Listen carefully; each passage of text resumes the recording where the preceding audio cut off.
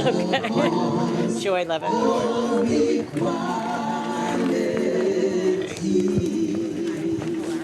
Sorry? Nicole Auerbach.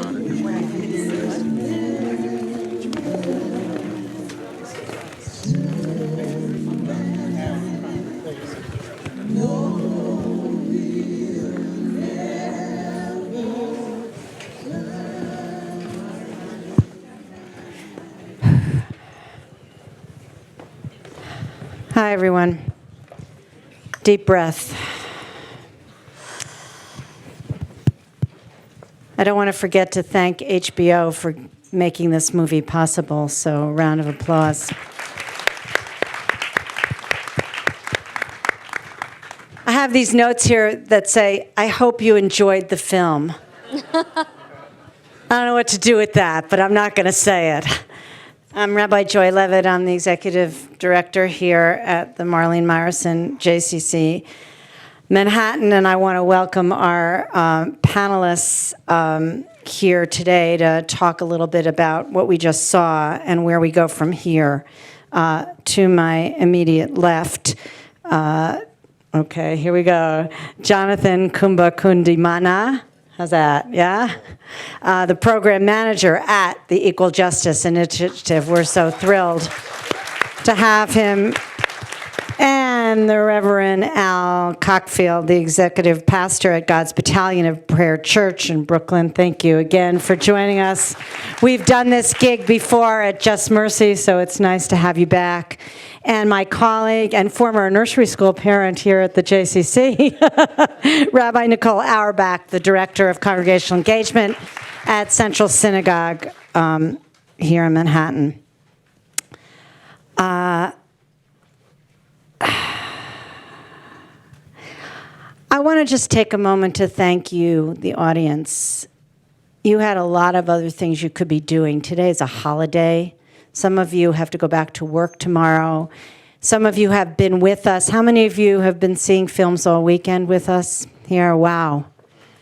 Holiday weekend, they said no one was in town. Haha, they were wrong. But in fact, you chose to get proximate to some very, very uncomfortable moments, not just in this film, but in films throughout the weekend, whether it's on climate or racial inequality or gerrymandering or youth at risk or LGBTQIA issues. You chose to sit here, and while none of us are confused that sitting here is the last thing we will do, I think it is really the first thing we must do. So thank you. Give yourselves a hand for just showing up. So I want to start by thanking all of you for joining us here. And let's go to some questions. So first takes on this movie. Some of you have seen it before. Some of you are seeing it here for the first time. What's your sense? What's the big takeaway from this film? Why don't we start with you, Rabbi Auerbach? Well, it's devastating, right? I had the opportunity to travel last year with a group from our synagogue to the Legacy Museum and the Memorial, and walking through that space, I mean, it was just breathtaking. And I think as people in religious communities, we have a couple of jobs to do, right? One is to hold up truth, and another is narrative. We're in the narrative business, right? So if there's a narrative that needs to be told, we are one of the institutions to tell it. And so I think it's really, I'm feeling the weight of the obligation that the film puts on me. Reverend Al, why is this a religious commandment to pay attention, or is it? How are you reconciling this work with your work? So, our faith is grounded in redemption. As difficult as it is, I've been fortunate to go to Cape Coast Zanzibar, South Africa,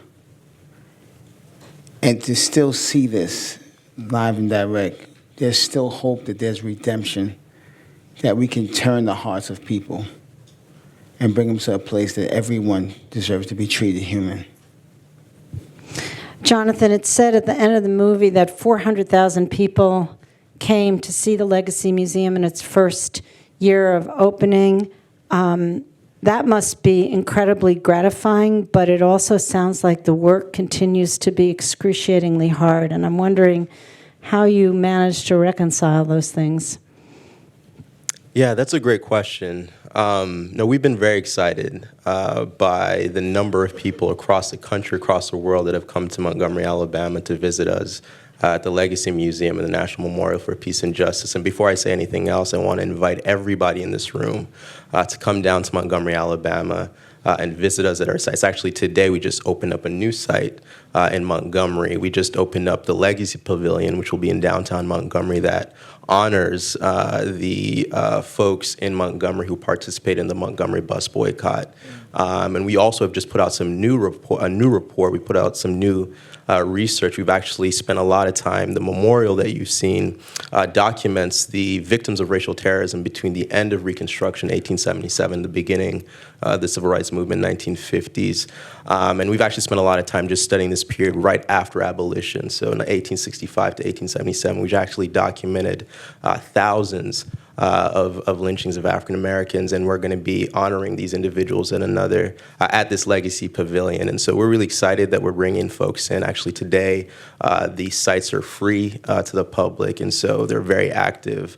And we've really been excited, again, like I said, that people have been coming into our spaces, that communities are interested in changing the cultural landscape in their spaces to more accurately reflect their history. But there's still a long, long way to go. Today is Martin Luther King Day, but in Alabama, it's Martin Luther King / Robert E. Lee Day. We still have a very challenging narrative battle that we're confronting today. And so I think just the fact that people are coming speaks to the need for having this kind of conversation, that there are people who are thirsty for these kinds of spaces and this kind of narrative. And so, it's exciting. There's a lot of work to do, but we have to remain hopeful, as Bryan, our executive director, Mr. Stevenson, likes to say. So as the person that knows him best, was Bryan happy with this movie? Yeah, Bryan, we were all thrilled by this. And as he mentions in the film, we realized, Bryan realized about 10, 15 years ago that even though he's one of the, and he wouldn't say this, but we can all agree he's one of the greatest, one of the great civil rights attorneys, lawyers in this country, realized that there was a limit in terms of the work that we can do to advance systemic change, that our courts weren't properly sensitized to the ways in which racial bias shapes outcomes in our courtroom. And so we had to start doing work outside of courtrooms to change these broader narratives. And this documentary is part of that work, part of this kind of narrative work. And we're excited about the opportunity that it presents to reach that many more people. We've written, in one of the projects I worked on, we wrote a curricula for a number of curricula for this documentary. We're getting into classrooms. It's now accessible. You don't have to have an HBO subscription to watch True Justice. You can just watch that on the HBO.com. Bryan was excited about this, and our whole team was excited. And it's part of, again, this new effort, relatively new effort from the Equal Justice Initiative to start doing this narrative work outside of courtrooms to address some of these problematic narratives. I think many of my colleagues, rabbinic colleagues, came of age during the civil rights movement and became rabbis, frankly, because our rabbis were arrested at Selma. And I remember actually as a 10-year-old, now I'm outing my age, when the Civil Rights Act was passed in this country in 1964, it was the first time I'd ever seen my mother cry. And I remember asking her, with the innocence of a 10-year-old, well, does this mean now everything's okay? I really thought that meant everything was okay. And she did give me a kind of weird, funny look like, I don't know, now what do I do as a parent? Do I give her hope or do I crush her? But The fact is, I think I did think everything was going to be okay. I think we grew up, particularly people my age, believing in these institutions, whether it was the court or the Congress or the White House. We believed in these institutions, and we believed that laws would change hearts and minds. And I think some of us are now feeling like it just wasn't enough, and maybe this is the big message. And I'm curious, Rabbi Auerbach, your synagogue is doing so much in this area. What is the role of our institutions? How do we hold them accountable? And what does it mean to go beyond those institutions at this point, as Jonathan talked about curriculum? So there are a few different ways that religious communities, I think, have a role to play here. One is religious communities are set up really well to be countercultural truth tellers. Right? That's one of our roles in history. And to move hearts and souls is part of our job. And so I think we can be partners in that process. But we also have to be willing to make the incremental changes that we can in order to push back against this system of mass incarceration. So some of the work that we have done is we were part of a coalition to raise the age of legal responsibility for minors who can be charged as adults in New York State. We also worked really hard on the bail reform that went through last year to make sure that people who are presumed innocent do not spend months and years behind bars, losing their livelihood and their connections to family while they await their trial. And we're also making sure that we actually get proximate. So we now hold a monthly Shabbat service on Rikers Island with people who are being detained there, so that we can actually be present and hear their stories ourselves. So those are some of the things that we're doing. Reverend Al, do you think we're haunted enough by racial inequality? I think in some ways that was the line of the movie that struck me. We're haunted by racial inequality. Are we? So I guess it's being proximate. Proximate would help to say if you're haunted or not. Because if you're disconnected from it, then your reality is you can't attain to it, right? So there's that. There's that point. And I mean, there is a combination of people's reality. And if you are from a community, like folks were in Montgomery, Alabama, where their family, think about their family they know that their family member is innocent. And they are shouting at the rooftops. They are engaging people, but no one's willing to come out on that edge with them. Because the city or the town could have come out outraged as well. But they were comfortable saying that they found someone to pin it on, and that's good enough. So haunting, it means that you have to first know that something's wrong for your spirit to allow you to be haunted. But if in your reality that person that they found guilty is the right person based on their reality, based upon because this behavior is not something you're born with, it's learned. Yeah. So over time, you begin to adapt to your environment. If that's the environment, I mean, you talk about your reality with your mom in 1964. In 1965, they had a congressman who was Jewish. He was known for being in Congress the longest from New York, but never really known for carrying the Voters' Right Act for African Americans. And at that time, they had the Congressional Black Caucus that started. Shirley Chisholm, Rangel were there. He could have said, that's your issue. You handle that. But he knew within himself he needed to stand up and carry that bill with his persuasion, with his influence. It just depends on whose reality it is. Yeah. So, Jonathan, I think all of us feel like when we watch this film and when I hope you'll all see Just Mercy also, which is the kind of Hollywood version of this. But a lot of people are going to see Just Mercy, and I hope a lot of people are going to be moved by this story. But most of us aren't going to ever be Bryan Stevenson. But we are going to be ourselves. So the question is, what do you expect from us? What should we be walking out of here hoping to accomplish if we're not going to be arguing cases before the Supreme Court and winning so often?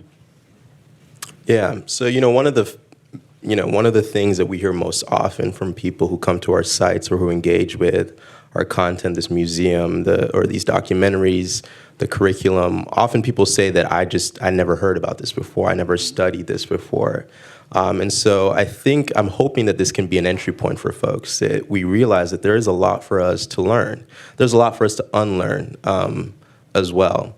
And I think that, what we're trying to do in establishing these linkages between these different eras, from the Native genocide to enslavement to lynching, racial apartheid and Jim Crow, and to mass incarceration today, is to create a consciousness about this legacy and hopefully motivate people towards action, motivate people towards never again, and to start thinking about what does that actually mean in my circle. So, for example, one question I often like to ask audiences when we hear about cases like Walter McMillan's, which is depicted in the movie Just Mercy. You heard about Mr. Hinton's case in this documentary. You see how these prosecutorial forces work, how the judges work. These are all people, decision makers, that we play a direct role in putting them in power. How many people in this room, for example, raise your hand if you know who your prosecutor is?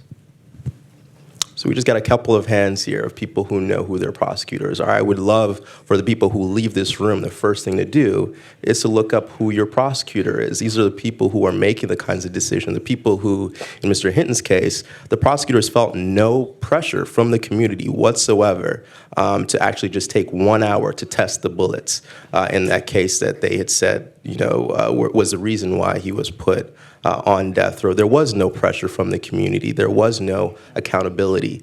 And so there are things that we can do when we're empowered with this knowledge about these systems, about this history, that can actually move things forward. We can do things like that. We can vote not just at a federal level, but at a local level. Who's on our school boards? We're looking in this city of New York, our schools are more segregated, just as, if not more segregated than before the Seminole Brown versus Board of Education Supreme Court case came down in the 50s. And so there are many things that we can be doing today in our own communities. And also with this history, we have this community remembrance project at the Equal Justice Initiative. You saw the memorial is not just a static memorial. We wanted to live all across the country. We have these duplicates of these monuments that we've asked communities to claim. And we've documented at least one lynching in the state of New York. And we know that there are many other lynchings that went undocumented. And so there's work to be done in this city to start uncovering this history and really advancing truth and repair, truth and reconciliation. So there are a lot of things. I hope you all can go learn some more. We've created a lot of materials and resources. They're all free. You can go to our website, ejai.org. We've written curricula, like I said. We've put out just different shorter documentary pieces. We have this community remembrance project. You can come to Montgomery. And so we're really hoping that this can just be an entry point to starting to do the things in your own spaces that get us closer to that beloved community, closer to a society where equal justice is a reality for everyone. There was a line, thank you. In the film, you probably heard Bryan talking about the church being a formative place for justice. And I think your synagogue and your church and institutions like the JCC and the Equal Justice Initiative are sending a clear message to children, or need to be sending a clearer message to children, that our religious institutions are going to be formative places for justice. With that, I'm going to turn it over to you, the audience. Questions, there are mics that will be passed, so if you raise your hand, Morgan will find you.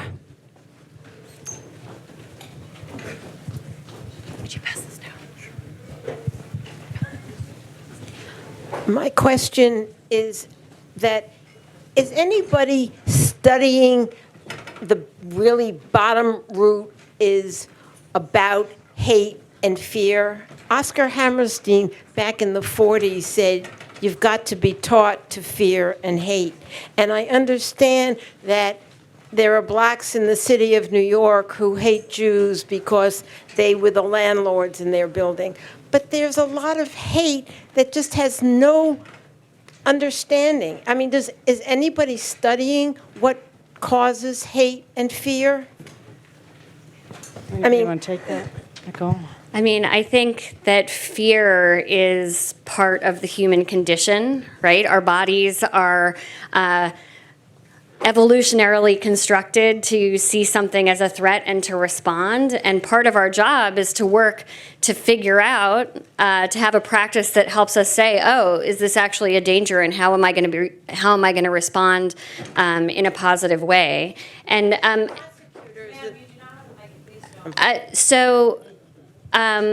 one thing I want to point out is, since you raised this question of fear, in the press in the past couple of weeks, obviously we in the Jewish community are experiencing rising anti-Semitism in the city, and there have been calls to push back against the bail reform that so many Jewish institutions worked hard to put in place last year. And for a lot of reasons that we can go into another time, there's no indication that it has made any difference in what happened in those cases. But that reaction of, oh, well, now we're feeling a threat, that comes from fear. And so I think we really need to look to ourselves and to equip our communities and to say, we are dedicated to living lives that are motivated through love and not fear. I think the other big message from Bryan Stevenson is that once you get proximate to these communities and to one another, that fear actually dissipates. And what I've been so heartened to see in the last several weeks is the way in which we're, as multiple communities in the city, refusing to give in to the ways in which our communities are being wedged, and instead we're uniting against hate in all its forms. And that's something that we just have to keep fighting to do, because it doesn't come instinctively. Another question up there. Unbelievable film. I just wanted to ask, has Mr. Stevenson ever been awarded the Nobel Peace Prize, the Pulitzer Prize, or the MacArthur Genius Awards? And if not, why not?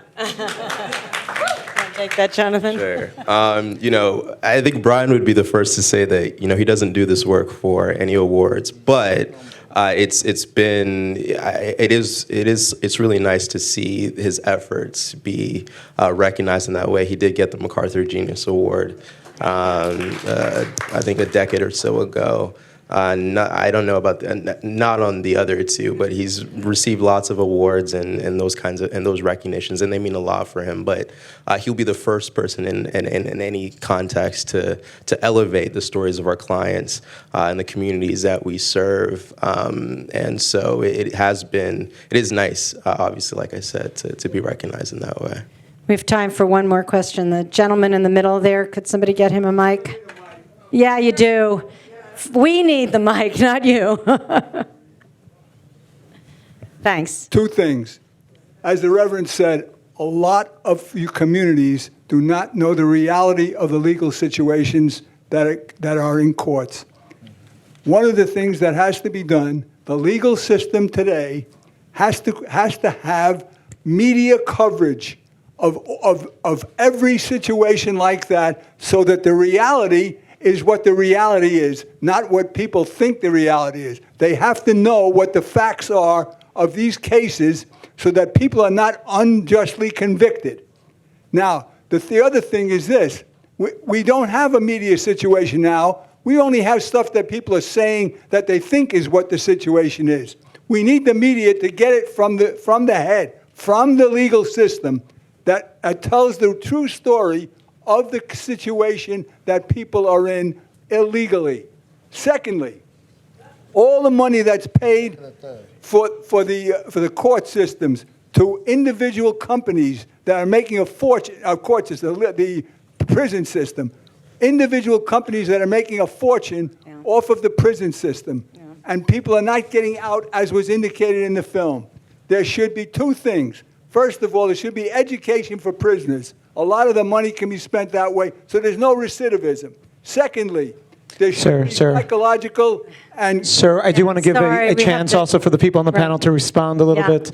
And hand it So over to on you. that last point, there's actually legislation coming up this year to reinstate the tuition assistance program for incarcerated people in New York State, so that they are able to get, and also federally, there's legislation also, so that they can get Pell Grants on the federal level and also state tuition assistance. So that is something that if you're passionate about it, you should definitely get involved. You're all going to get an email if you registered for this film, as you have been getting all weekend, from the Joseph Stern Center for Social Responsibility with tangible to-dos, action items that you can take. As our good friend Ruth Messenger said, we actually don't have the luxury of being overwhelmed. So I encourage you to just do one thing. Look at that email, find one thing to do, and just start there. I want to thank our panelists so much for joining us. Encourage those of you who want to continue the conversation to go across the hall. Harriet is at 4 and is sold out, yeah? 5. At 5, but is sold out, still sold out. Thanks very much. Thanks, guys.